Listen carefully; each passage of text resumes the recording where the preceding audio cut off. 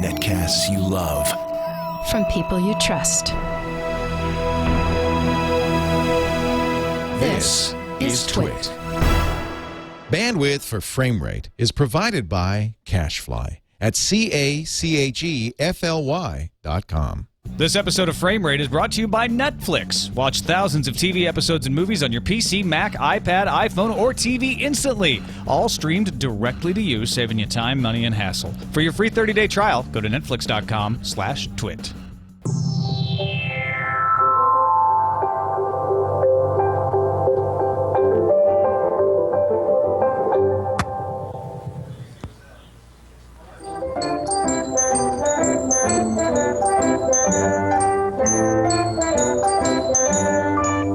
Does it need deep character development? It's about the performers. The gorgeous costume design. I mean, something as big and as just epic, it can't just handle a subtle plot. It's a spectacle. You know, you can't really compare them. I only watch independent movies.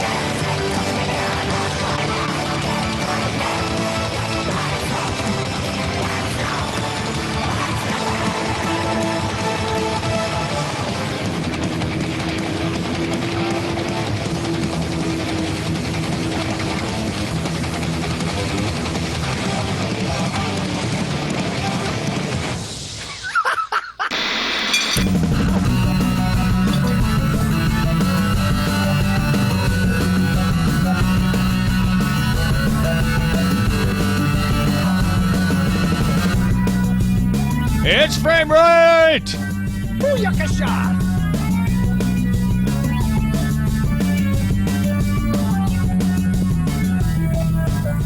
Welcome to Frame Rate. I'm Tom Merritt. I'm little old Brian Brushwood. How you doing? You're a big old Brian. You're a perfectly adequate-sized Brian Brushwood. That's what my wife tells me. How you doing, Tom? I am shocked and ashamed of myself. How are you? I'm doing well. Dude, I loved that opening video. It was so surprising to me how it managed to please both the Michael Bay lovers and haters. That was found by Blaster.com, the sci-fi website. And I don't know. Like, if somebody uses Michael Bay as a descriptor, good thing or bad thing? Well, okay. First of all, for those of you on the audio podcast, you're going to have to look in the show notes or do a search for Michael Bay Masterclass to really get the full effect of this. But I think it makes a really good point. And think about how many times in the past the schlock of a previous age becomes the studied classic of the future. Shakespeare was crap during its day, and now it's like, you know, it's fine art. Stephen King is in the middle of making that transition. Romantic novels of the 1700s, another example of that. Even freaking like romantic comedy movies of the 50s were schlock at the time, and now we're like, oh, a fine Cary Grant movie. They don't make them like that anymore. Yeah, The Wizard of Oz was regarded as like, you know, special effecty gimmicky crap at the time. Totally. Box office. Yeah. So, well, I'll tell you. Chaucer couldn't even finish his book. it depends on the context for it, because when I played, and I always use this all the time, Modern Warfare 2, I wanted a deep experience the way I got from Call of Duty 4 Modern Warfare. And when it gave so little attention to plot and details in a story that made sense, and it was all about the explosions. It was like the worst insult I could call it was that it was a freaking Michael Bay movie, and I meant it as an insult at the time. But then again, I don't know. Watching this, I'm like, he's Michael Bay. He's speaking his own blowing things up language. That's exactly right. And that's why I'm a fan of disaster movies, and unapologetically a fan of them, is that I appreciate the well-done disaster. Now, and if I have any criticism of Michael Bay, it's that he's actually just in the middle of the pack on being able to destroy things. Look at 2012. Look at Day After Tomorrow. That's real destruction. Yeah. I mean, that's true. But here's the thing that kills me about Michael Bay. Like, most of his movies are insulting to your intelligence if you want to not be yanked out of the movie by something so unbelievably impossible and scientifically incorrect as possible. But the one movie where I actually thought he actually tried to tell a consistent story in a universe of the future that made sense was a total box office disaster. I loved The Island, and I'm not ashamed to say it out in public. I think it's the best movie Michael Bay created. I very much enjoy. I don't know if I'd say loved, but I very much enjoyed The Island. I saw it against everyone's advice. I think I got it on Netflix. I don't think I saw it in the theaters, but I liked it. I was like, this isn't a waste of time. This was fun. No, it was really good. And unfortunately, and I'm sure the reason people hated it is because he took time to do things like set up a consistent universe and tell a consistent story that made actual sense. And unfortunately, the one time he actually tried to play by the rules I want to watch at a movie, he was rewarded with absolute financial disaster. And then we got Transformers 2 last year instead. You know what has a really thin plot, unbelievable characters, and just, the very thinnest shred of some kind of consistency? This clip right here. La Boheme.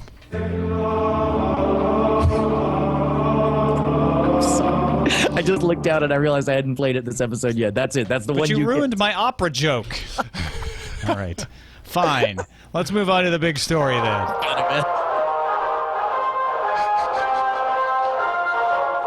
This just in, the big story.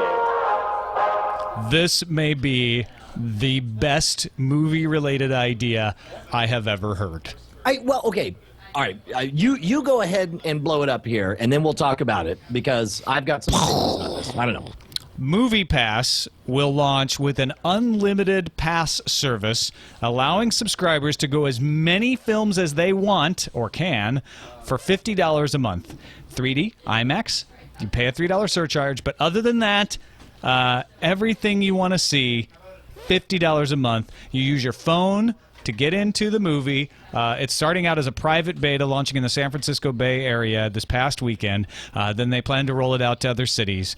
And they even offer a 4-movie-a-month package for $30.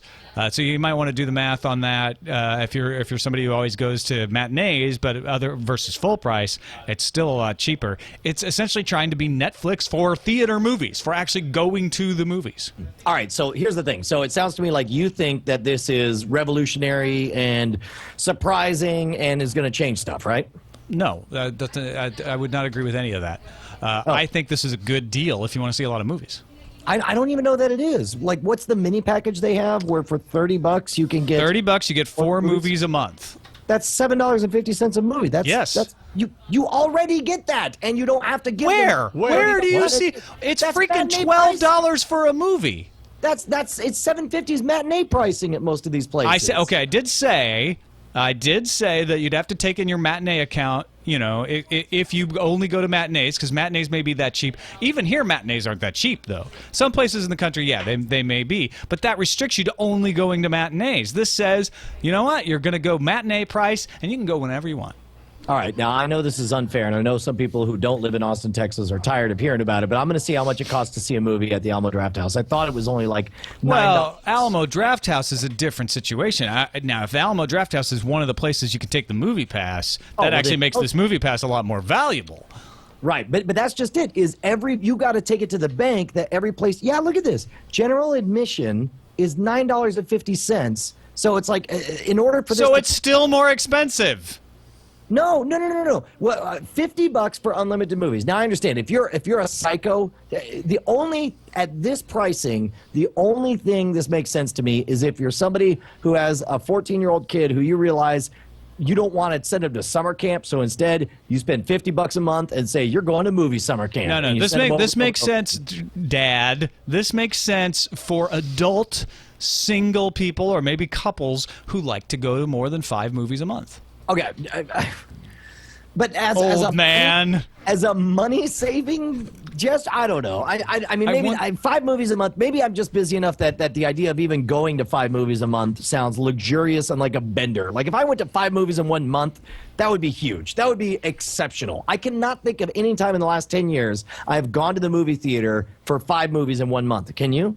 Not since I moved from San Francisco. When I first moved to San Francisco, I probably hit 4 or 5 movies a month. Yeah, so this $30 pass would totally cover it. And the fact of the matter is, if I actually had the $50 option, I probably would have got it and gone to more movies.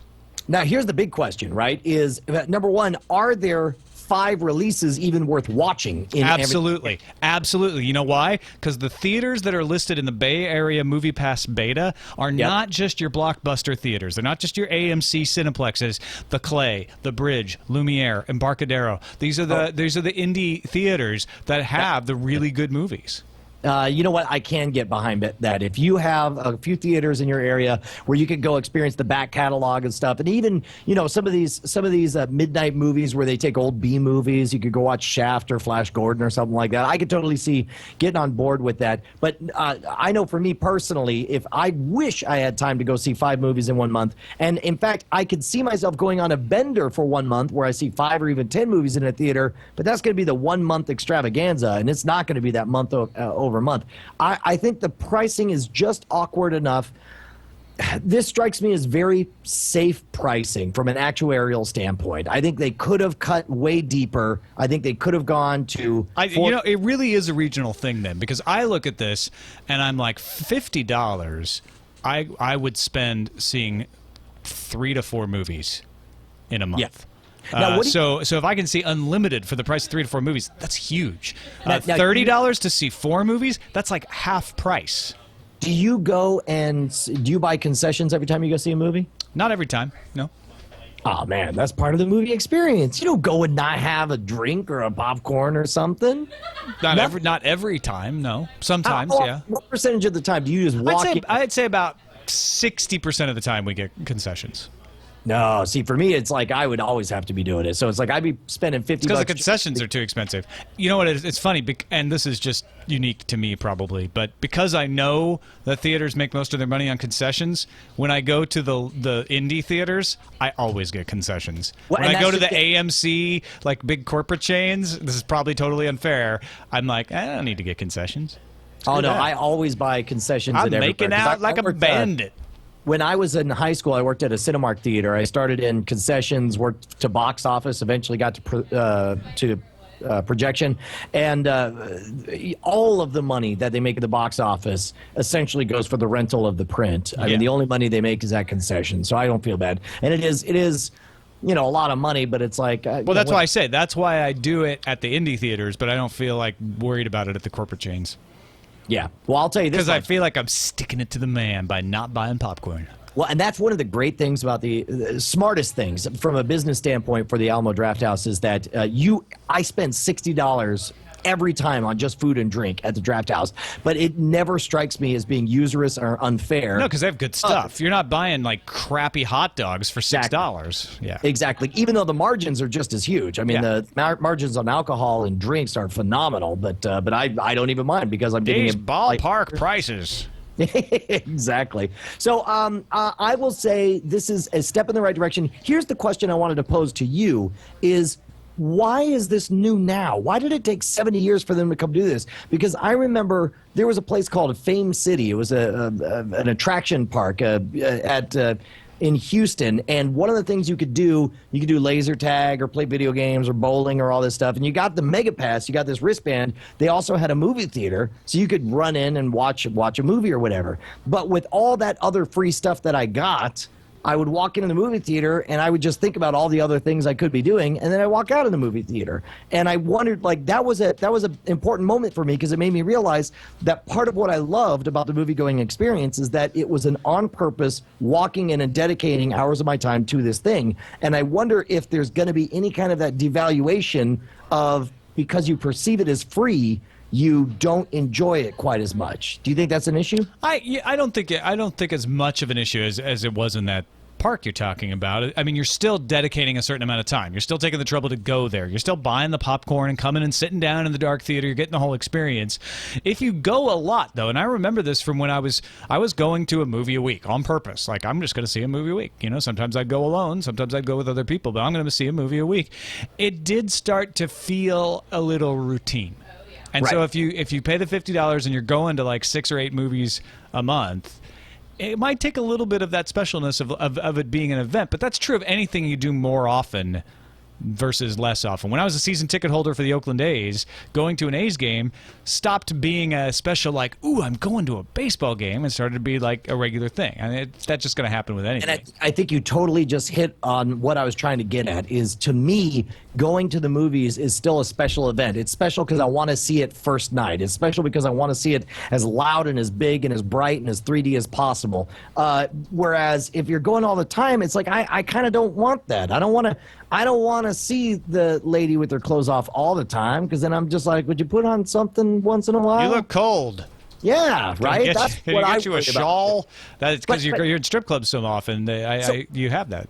Well, there has to have been some precedent of movie theaters trying something like this before. This can't be 70 years of nobody getting around to decide to try. I think you're probably right. This has definitely been done before, and I think the reason that it might work this time is that those margins keep getting squeezed and squeezed and squeezed to the point where they're saying, look, if we can actually get more people in the door with some kind of deal like this, where you're paying enough that it's like, hey, you want to come 8 or 10 times a month, we'll actually make more money off the concessions and make more money overall. Whereas in the past, I don't think those margins on things were squeezed quite so tight for theaters. All right, so but before we wrap up on this, one bizarre prediction I'm going to make. If this is successful, expect massive ticket inflation in the next 2 years, because this thing is priced so expensively that if they're able to lock that in, I totally disagree. No, but that is it's a total difference of economics, where our cheapest movies here are $13 or $14. I don't know. And we don't have the movie pass yet. So I mean, you know what it should be? It's $50. You know what? Here, actually, wait a minute. This hasn't rolled out nationwide. If they're smart, it's $50 in the Bay Area, where to me it seems like a screaming deal, and in Austin it's $35. Okay, now we're talking the same language. If I can get $35, and because it shouldn't be the same price for the movie pass all across the United States. So true. Absolutely. Now we're talking the same language. Yeah, because movie prices are different everywhere. I agreed, and the theaters are different. And I'll tell you what, it's if it was $35 for unlimited, or hell, even if it was $40 for unlimited movies, me and Bonnie would have season passes to the Alamo Drafthouse instantly. That would be $80 a month. Oh, you know the Alamo Drafthouse won't be part of this, though, right? I know they won't. But also, I'm just trying to. I'm the psycho who refuses to go anywhere else. Angel Mercury already had this idea in the chat room. He tells us, and Ayaz backs him up. So screw us. We just weren't paying attention. Well, there's that. So we just invented the internet. Forget it. On to another big story, then. Forget it.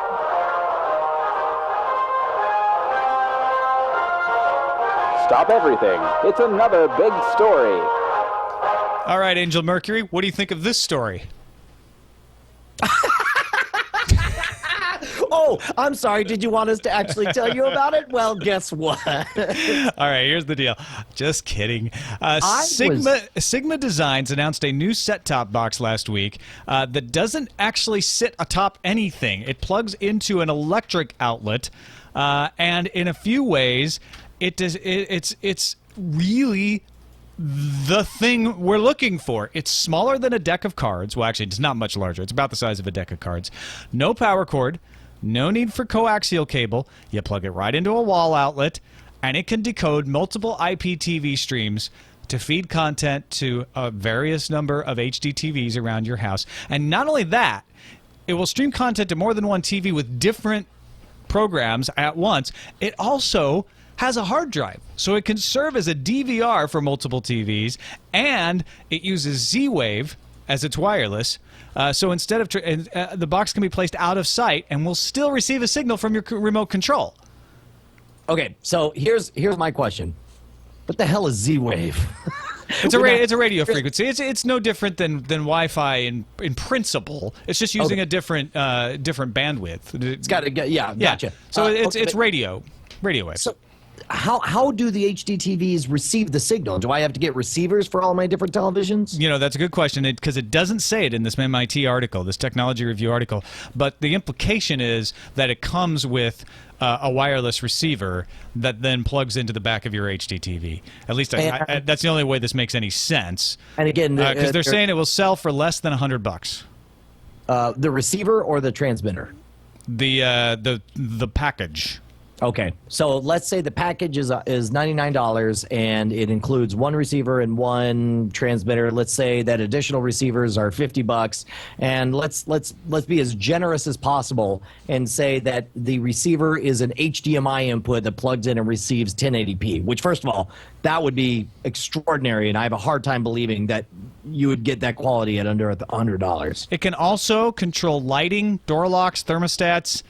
Anything that can be controlled by a radio wave device. So if you've ever looked into home automation, you can get they can sell you more little things to control the rest of your house too. This is the backdoor awesome. I was not impressed with this until I got to that end part there, because you notice there's no specifics on what quality of signal. There's no specifics about bandwidth restrictions or any of that kind of thing. But the idea that you will have one consumer level device that you can use as that wedge open to that magical remote. And to be honest, I don't even see why they need a remote. My favorite thing about the Sonos is that it comes with no remote. It's just like, oh yeah, just download the app for your iPhone. Yeah, and they could do it that way. Yeah, I mean, this is still very in startup mode. But I think a technology review hit the nail on the head. The key is, what internet TV can I get? Because if I can't get Netflix, and if Hulu's blocking it, and every freaking television network website is blocking it, this is much less useful than if it grants me access to everything that's on the internet. And we have no statements on any of that, do we? No. Okay. There's a lot of talk from the founder about Allvid, which is an FCC proposal to make a standard unification of your subscriber television and your internet television.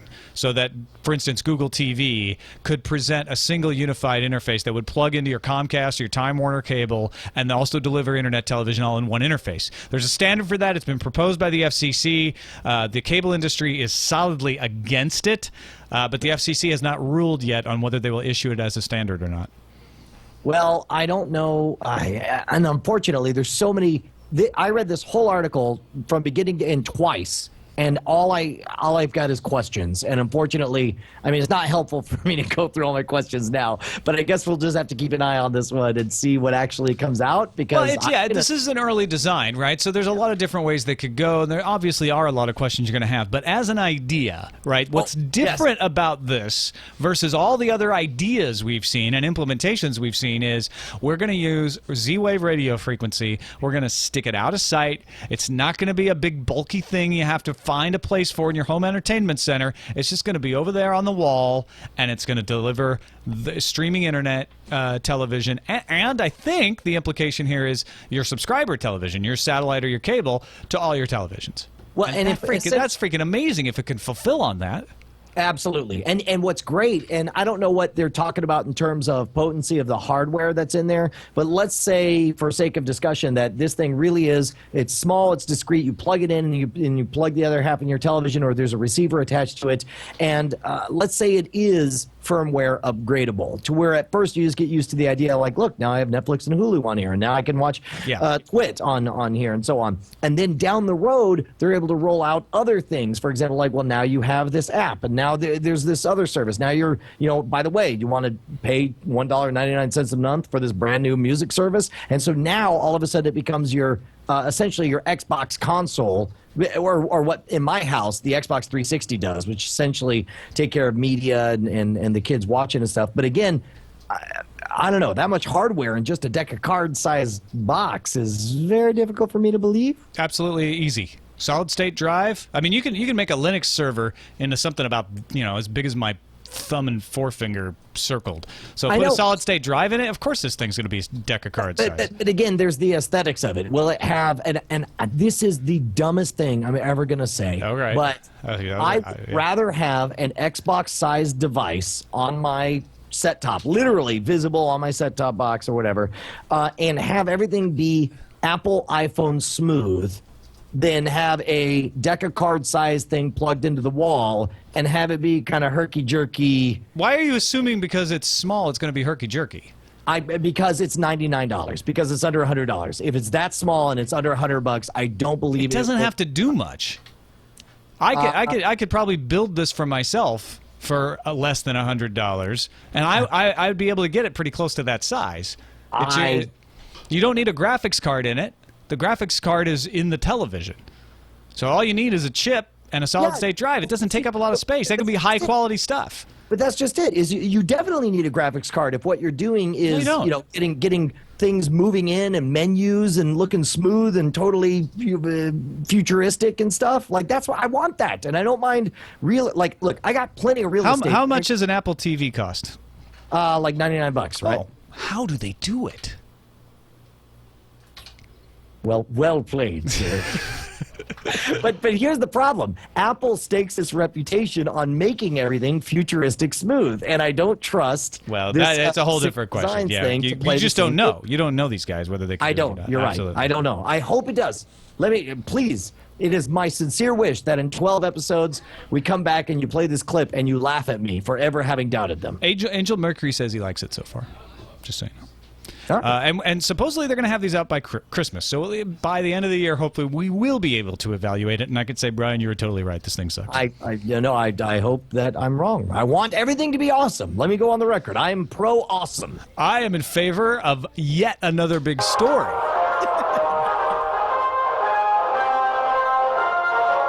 Tuck in your bootstraps. It's yet another big story. Also, Angel Mercury is a woman. I just found that out. It's not a woman. She's not a he.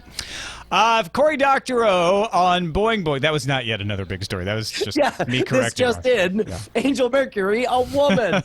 Reactions, Tom Merritt's. Was it at the beginning of the show?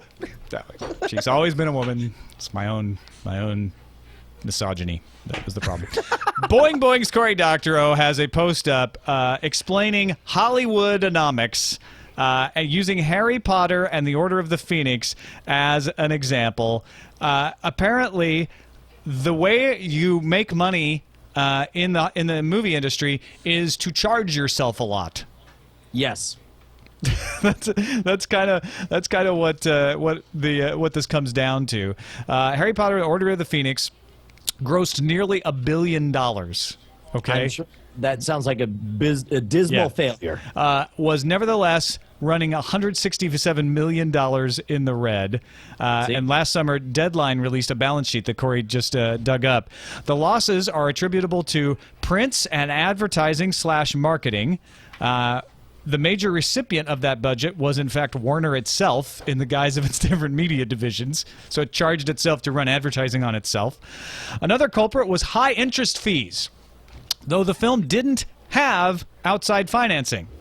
So it was loaning money to itself and charging outrageous interest. Right. Okay. So break this down. And to be honest, look, I'm not even gonna be mad at Hollywood for playing this game, because this is the game that it seems like our tax architecture tries to benefit. So it's like if you're one company and you release a movie that makes $1 billion, and let's say realistically, if you had done lowest bidder on everything, you'd be netting a $400 million just cash in your pocket, right? You're going to get taxed the bejesus out of you, right? So it's like, well, who are we having, build these prints? Well, we got this other guy super cheap. Forget being taxed. Think of all the royalties you'd have to share on the profits with all the people who worked on the movie. Dude, I forgot all about that. I can't believe I was thinking this is just a tax thing. Oh, yeah.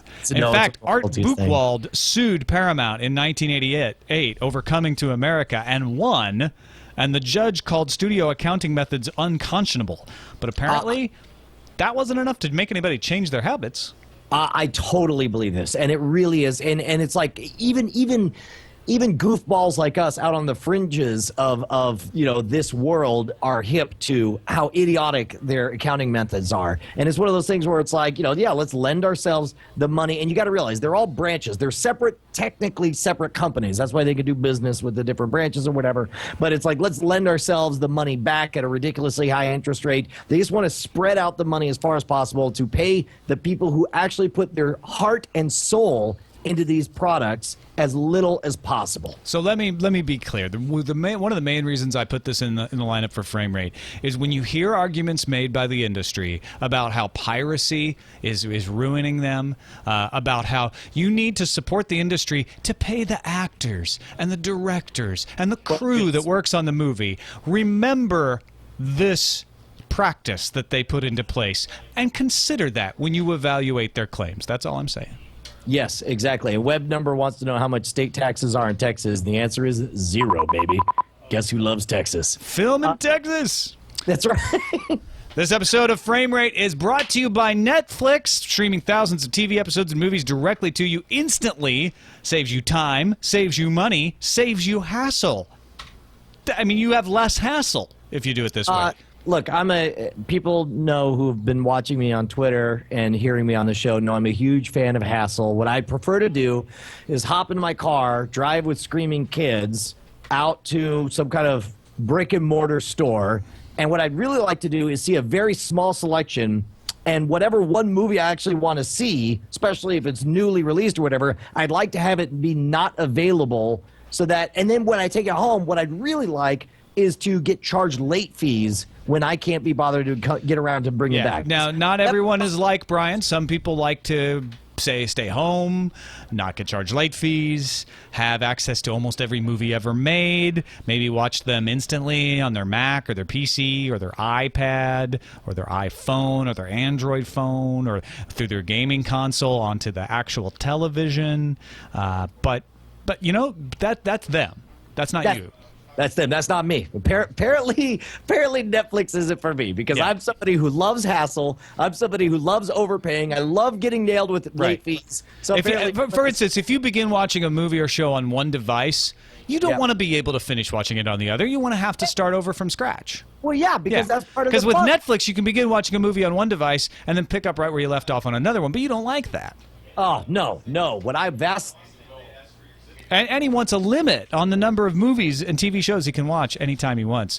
And he doesn't want to be able to cancel anytime. With Netflix, you can cancel anytime. And in fact, you can try it out for free. Go to netflix.com/twit for 30 days free. Be sure to use that URL to show your support of Frame Rate. And we thank Netflix for their support of Frame Rate.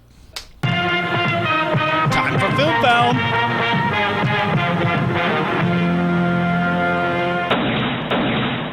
So, Brian Brushwood, I know in the summer movie draft you have Captain America. Is that correct? Yeah, he and I are BFFs. BFFs forever. They are so confident that is going to push you over the top, they have already approved a sequel. I was really, really surprised by the announcement of there already being a sequel. It seems like that's the kind of thing that you should, wait and see how well the first movie does before you authorize the second one. Well, this is not the way the Screen Junkies article puts it, but as I understand it, once the studio found out that you had them in the NSFW show Summer Movie Draft, they said, well, this is obviously going to be a blockbuster hit.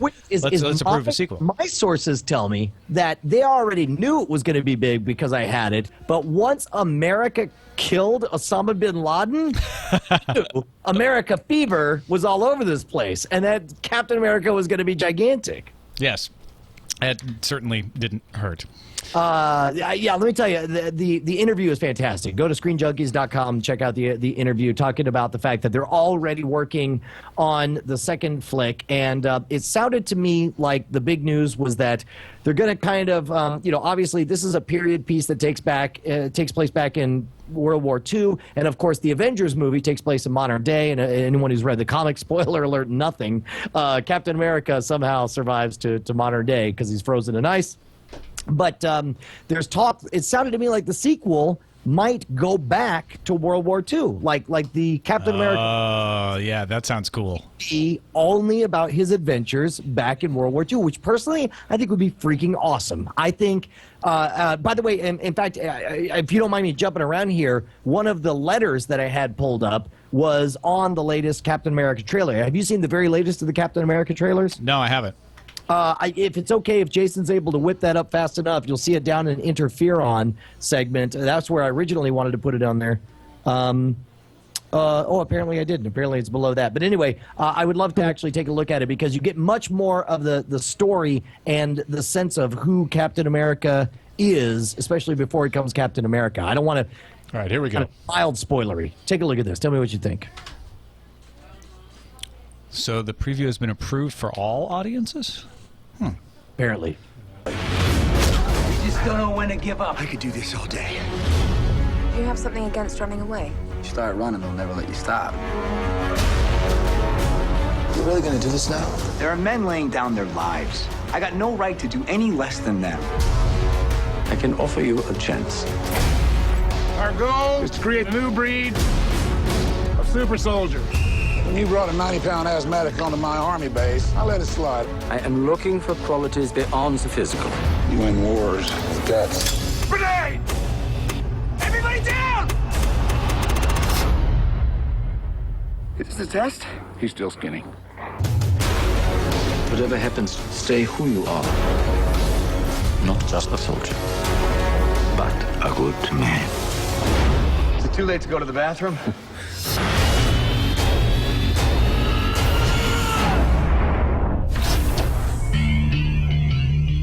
You actually did it.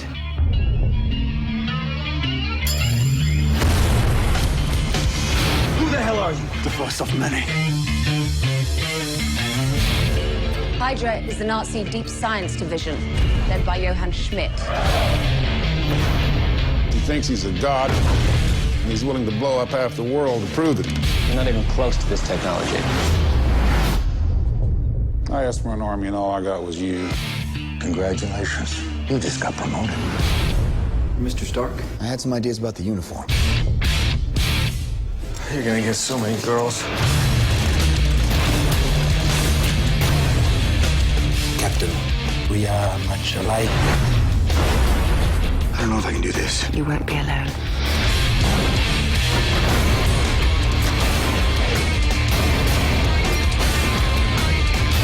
What made you so special? Nothing. I'm just a kid from Brooklyn.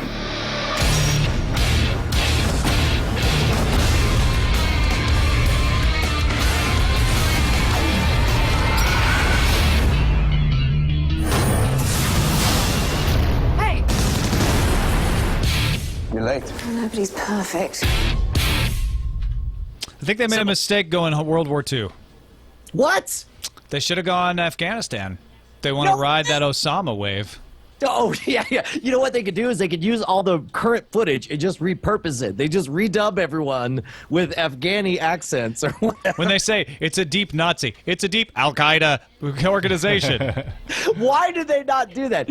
There are two things that really stood out. First of all, that's the first trailer. That trailer has what I think is the defining characteristic of Captain America as a character, and I don't know if they intentionally sat on it or they thought it was too good a moment to put out there, but that brief 4-second interlude where they, and I'm sure it'll be bigger in the movie, when Tommy Lee Jones throws a grenade and shouts grenade, and everybody ducks and hides, and meanwhile Captain America, Steve Rogers, just dives on the grenade despite the fact that he has nothing. Like, that's just who he is. With no power, no strength, no anything. He's the kind of guy who's thinking of the greatest good first. That is a defining moment. And of course, the other thing I really liked, and I don't know, I'm not super familiar with the Captain America canon, but I really love that scene in the preview when he's walking in with the shield up, firing a freaking gun. There's none of that Batman, I don't touch guns crap. He's just like, I'm going to kill me some Nazis, plus I got a shield. Like, I loved that. Also, in our film news, just an update. The MPAA has finally asked a court, Los Angeles federal judge overseeing the case against Zediva, to file an injunction to make them shut down. So if you have Zediva, the service that takes a DVD and plays it over the internet specifically just for you, you may be in danger of losing your membership. They're not selling memberships anymore, but there may be an injunction coming against that. Just an update there. Yeah. Real quick on the Zediva thing. I know when we first heard the idea, it sounded a little bit fishy to us, and we thought that they were going to get shut down any second. But now that they're actually getting shut down, I think this is totally BS. This is total BS. No. You're faking history. I was the one who said this is total BS, and you said, oh, yeah, but, it's a... Now you finally think it's total BS? Well, now I feel it in my heart. I see. I think it's totally BS. They came for our Zediva, and Brian didn't speak up because he wasn't a Zediva subscriber. No, but now I'm gonna go get me some Zediva. Because here's the thing: if this succeeds, I'm passionate about this now. Because if this succeeds, then that means you got to shut down your sling boxes. And that means you got to. No, it doesn't. No, it doesn't. There are significant legal differences between the two, but it does mean they've inched that much closer to it, for sure. Okay, I'm not cool with this whole thing. Everything's fine. Let's just stay in the theaters and watch movies the way we're supposed to, especially if I own them in the NSFW show summer movie.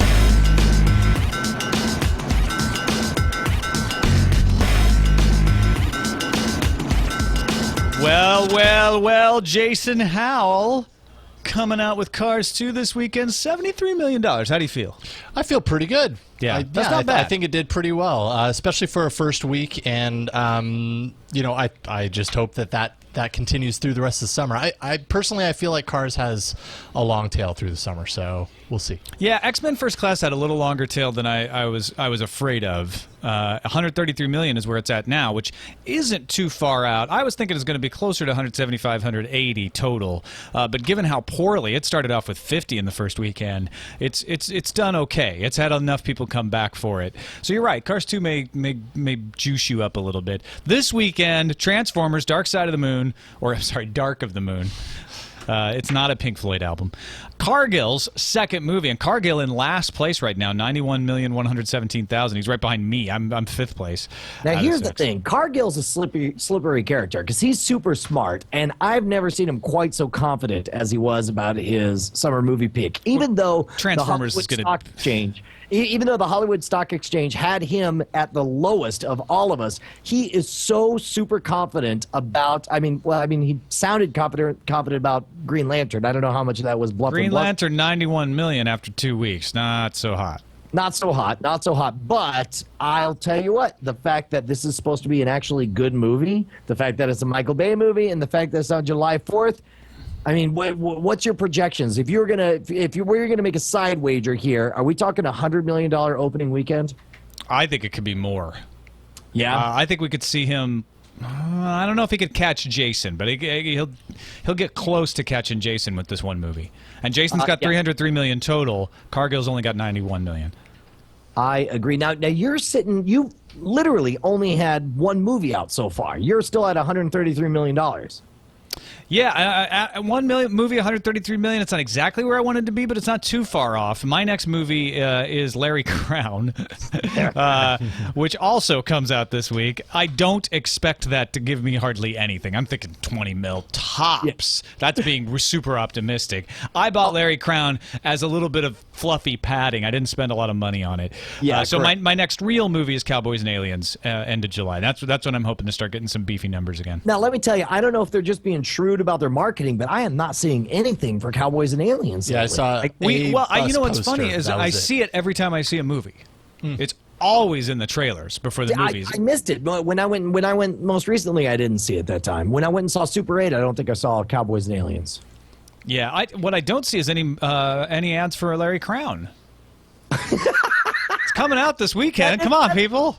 What Hollywood? Why are you ashamed of Larry Crown? What's wrong with Tom Hanks and Julia Roberts? For God's sakes! The only thing that could help me with Larry Crown is a July 4th weekend. All right, so there's going to be a lot more people going to the movies who have to make negotiations. Well, I don't want to see Transformers. That's just a lot of hooey and violence. No, you know what? Here's what you need to hope for. You need to hope for Transformers is even more popular than you dared hope, and that everybody who can't get into Transformers is like, screw it, I'll go see Larry Crown. I want to go to the movies. I'm going to see something. Tom Hanks, Julia Roberts, can't miss. My pick for this weekend. So we're all agreed now that Sarah, especially after the showing that Hangover 2 had, she's almost uncatchable, right? Yeah, I know Justin's in first place with 437 million, but that's temporary. He doesn't have any more movies. Although part of me, it's like I'm so like you have no idea how seriously pissed off Justin is that he co-created the game and can't seem to do anything but last place in it. Oh, I don't think he'll be last place this year, but no, I don't think so either. But it's like I want him to enjoy the spotlight as much as he can before he finally gets killed.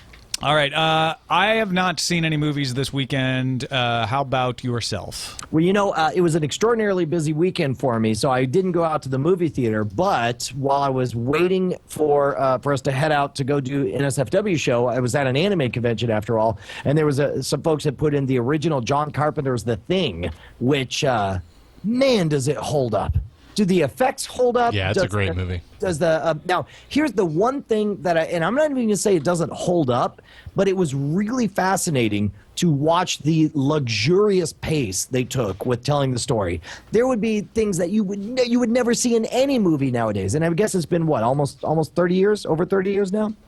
But like stuff like a smash cut to a helicopter flying over Antarctica, and it would spend 12 seconds just showing this helicopter headed to a place before all of a sudden you were there. It's like nowadays it would be like 3 seconds and then you're out.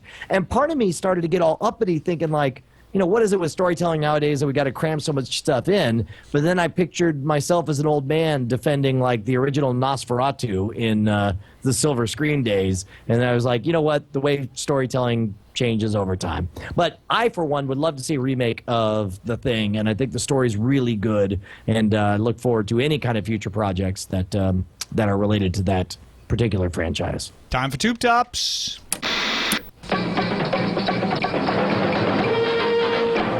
Only one piece of news for the Two Tops segment this week. Natalie Dormer, you might know her from The Tudors. She was Anne Boleyn. Is the first casting announcement for Game of Thrones Season 2. Natalie will play Marjorie Tyrell. Can we kick up a little bit of a spoiler alert here because I want to talk about this. I think it's a yellow. Spoiler alert, yellow. Spoiler alert. This was very confusing to me because, and as is mentioned in the article, she has a very, very minor role in the second book, and which is what the second season is based on, book 2. Correct, and doesn't even really become a player until the fourth book. And there's talk about them fleshing out her character, which is so curious to me because part of the big strength of Game of Thrones is that it was so true to the books. And I understand you can't tell the whole story, but they told so much of it, and they told it accurately.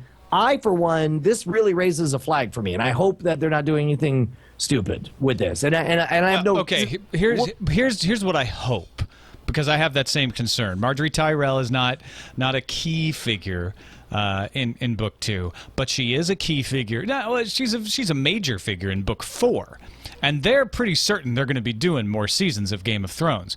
The same logic that leads them to book Sean Bean as Eddard Stark rather than a lesser actor that you would normally get for a one-season role, right?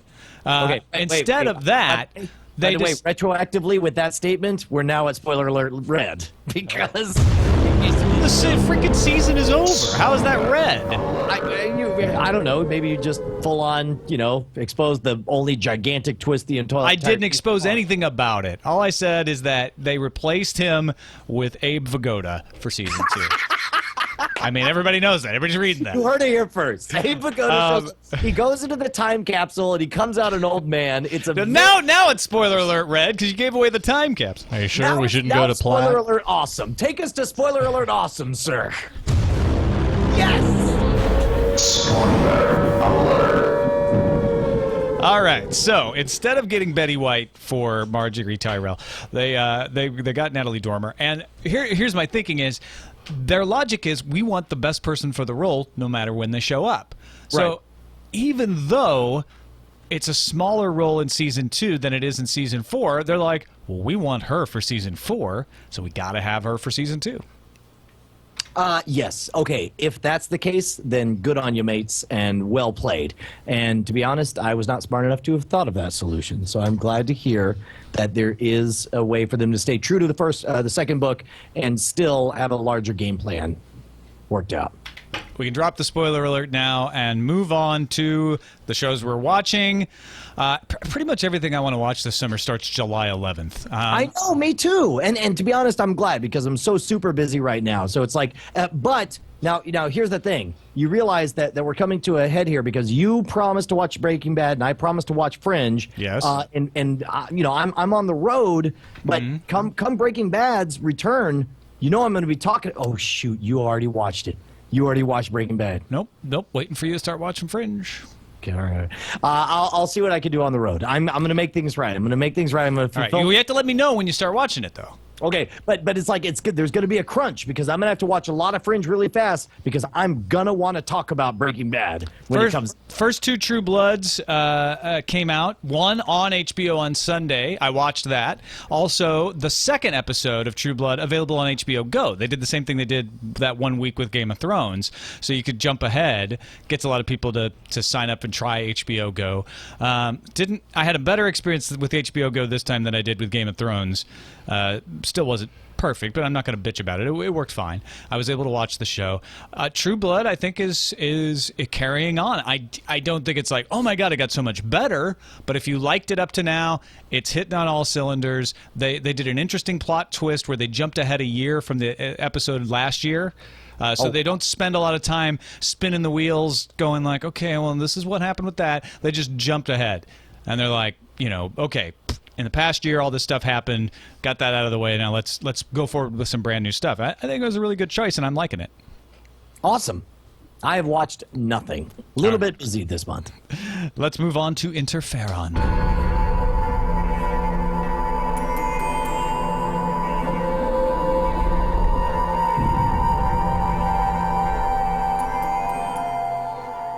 I want to start with something I saw on All Things D. This is an example of your typical internet viral video. In fact, in some ways, it's become kind of a trope. It's a freaking formulaic viral video. It's like take thing that niche audience likes, match character with opposite genre. Hilarity ensues, right? Yeah. So, I mean, what do you think? Well, let's play a little bit of it, and then I want to talk about it. Now, what you need to do is put your little hybrid in reverse and go out the way you came in. What?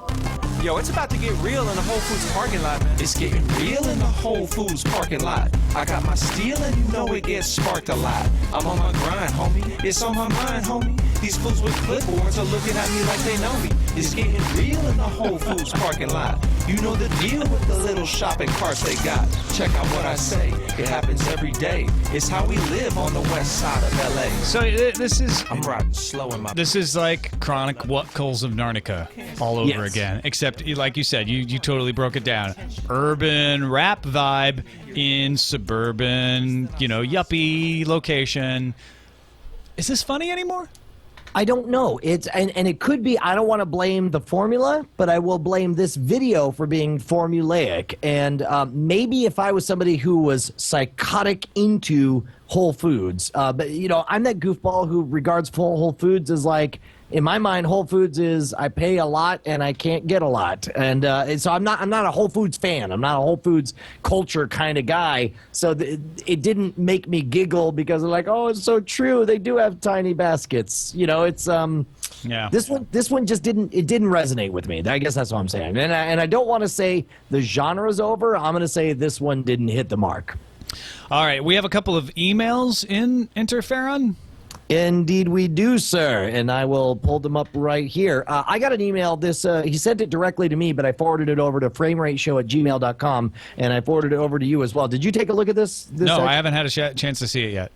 This is pretty insane. It just says, and I have no idea if this guy works for the company or what, because he uses the phrase "our," but he says, this video demonstrates latest results of our novel glasses-free tabletop 3D display named F-Vision by introducing a virtual concert of Hatsune Miku, known as Digital Diva in Japan. For more information, visit my website, and there's a link to it. Crazy hologram technology was what the guy says. Take a look at this. This is essentially, if you remember that scene on the Millennium Falcon, where they're playing, creature chess, and these holographic projections of these things show up. That's essentially what this is. What you're looking at right now is a physical miniature of a background behind the chick. but the chick is will to your eyes in 3 dimensions from all angles, and you may even want to jump ahead actually to see some of the different angles and stuff. Some of the there we go. You can see from 3 different angles right now you're being viewed. It appears as though it's a holographic projection above, although everything happens below the surface of the glass of the table. And so what I mean by that is, have you ever seen those holographic projection things where it's like it's a penny inside this silver UFO dish thing and it looks like it's floating up above? Have you ever seen that, Tom? Yeah, I've got a bank that does that. Yes, yeah, exactly. Yeah. So it's a similar thing to that, but to your eye when you look at it, it really does look like it's just floating above you, and it's tabletop technology. And at the very end of this, if you jump forward another minute or two, they actually pull apart all the pieces to show that essentially what they have is they have some kind of conical projector with a prism effect on there. So they've got something that uses LEDs to project the image up, and then this thing splits it into all the different angles that you can see it from, so you see it all at once at the same time. And I gotta tell you, man, this is, how long have we been saying, and I don't know if you and I are on the same page on this, but I have been shouting nonstop about, I want glasses free, I want it to not hurt my eyes, I want it to work automatically. This could be the real deal here. And you know what this is? This is real plane 3D, not flat plane 3D. And I just made those terms up. But instead of looking at a flat wall and having things sticking out from it, which is what we have for 3D right now, you're seeing vista. You're seeing real. I mean, when we look at the world, we don't look at it all coming off of a flat wall sticking out. We see a vista over a plane, and that's what this provides. It's pretty crazy. Well, and it looks like this is literally the closest we could possibly get to the R2-D2 projecting the holographic miniature Leia there talking to people. I mean, there's no reason looking at this. There's no reason that it's mechanical. It's not like a big technological jump. No. That's pretty cool. It's just something nobody thought of before. It's a fantastic implementation of it. I really look forward to seeing some kind of novel application. The stuff that pops into my mind at first is you could do the full-on holographic Princess Leia video conferencing, but I suspect that will not be the ultimate application for this. I don't know where it's headed. And P. Delahanty says they do holographic concerts with Hatsune Miku. One is scheduled for Anime Expo this weekend in L.A. Get out of town. You could actually see her. We should totally go, except for I'm totally booked. All right, I think we're going to jump to feedback now. FrameRateShow@gmail.com is the email address. Now it's time for feedback with Brian and Tom on Frame Rate. Oh, yeah.